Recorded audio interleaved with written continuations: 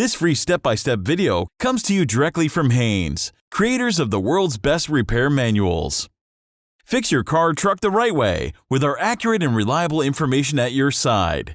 You can complete more than 200 jobs on this vehicle when you purchase the complete online manual at Haynes.com.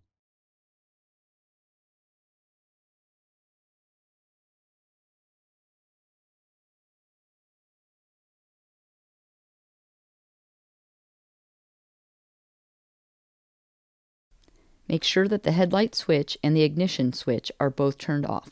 Pull the hood release lever, located on the driver's side kick panel. Lift the hood safety latch and raise the hood upwards.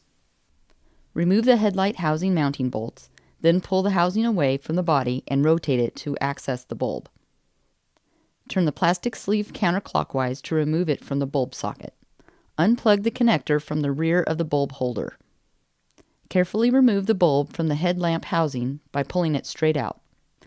Without touching the glass with your bare fingers, insert the new bulb straight into the headlamp housing.